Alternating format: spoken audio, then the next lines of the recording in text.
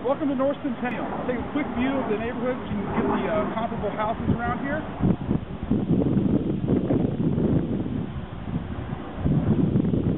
Quiet street, decent houses.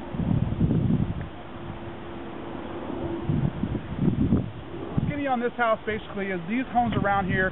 This will be a 3-bedroom home when it's done. Should be worth $60,000 to $65,000 when it's finished. Should rent for anywhere between $650 and $800 when it's done as well. Nice thing about this neighborhood is it's very close to several downtown Indianapolis campuses. IUPUI, the Indiana Business School, University of Indianapolis, just to name a few. Very good student housing when it's ready to go. Also, very thick, dense rental population around here. Wouldn't be hard to rent it out with just a sign in the yard. Let's go ahead and take a look on the inside.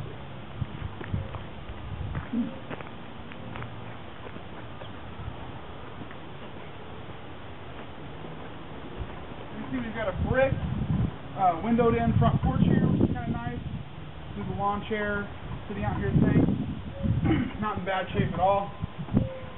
Gutters will need to be cleaned out. A few windows need to be replaced. We'll start in here. This is the first bedroom. As you can see, walls are in pretty decent shape. Not a lot of drywall work to be done.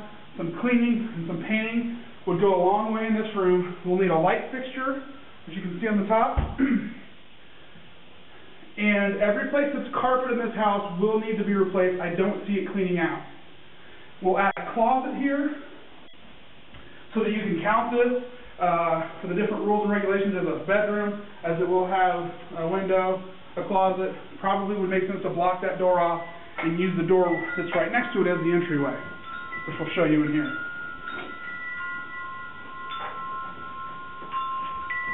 Wind chimes do come free. This room does have a little bit more of the drywall issues. They're very slight. There's a couple cracks over here. Doesn't seem to be bad in terms of water damage. A couple here. This is just settling type of activity. Patch those up, paint it, no problem at all. Again with the carpet as I mentioned before, but structurally very sound. A little bit of mud, a little bit of paint. You won't be too bad shape here. So this is bedroom number 2. You'll probably end up replacing about 3 or 4 doors, maybe 5 in this house. This room's pretty crispy. There's a little bit of cracking there, very easily fixed. Tall ceilings in this property. Again, carpet's an issue here. Windows are reasonably functional. I think that 3 or 4 will need to be replaced. Most of them include the blinds. Electrical is intact. Could use some updating, but it will pass code.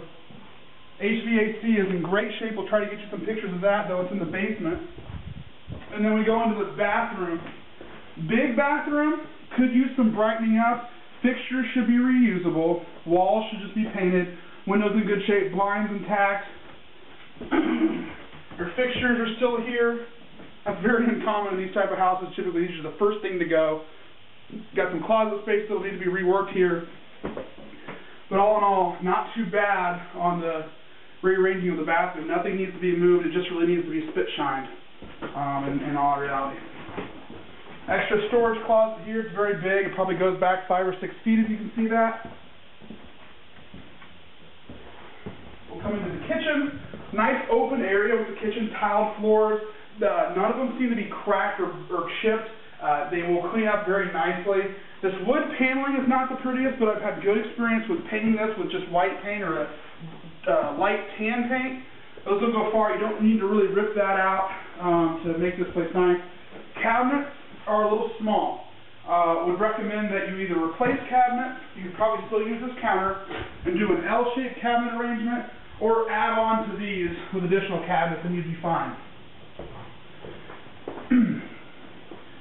You can notice there's not a lot of, if you can see the ceilings in here, there's not really any cracks or leaking, or they're pretty fresh. You might not even need to paint these. As we move into this room, this will be your 3rd and smallest bedroom.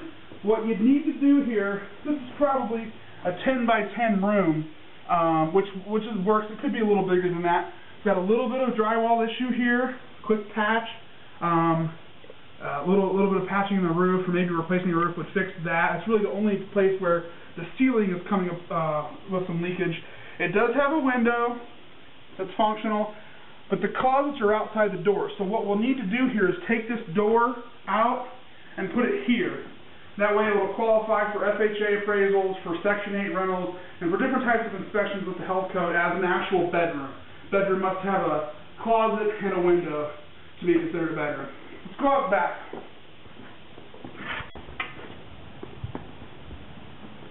Small fenced-in yard. You can see the neighbors, decently clean.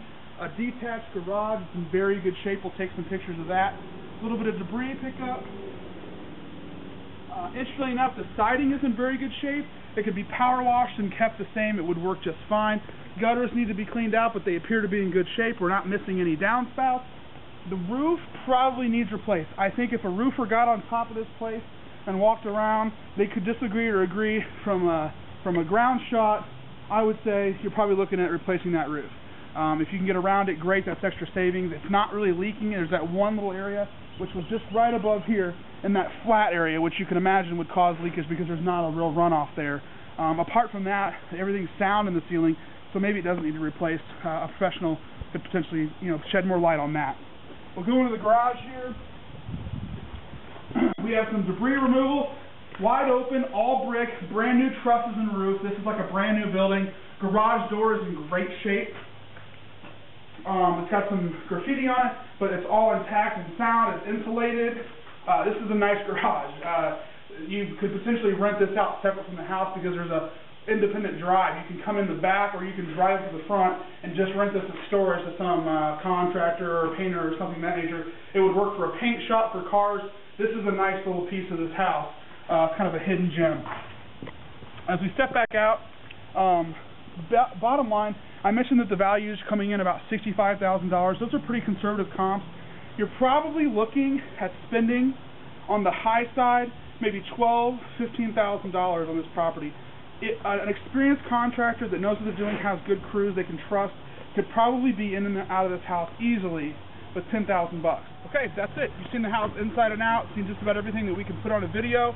You know the numbers, good neighborhood, good rental area, lots of room in this property.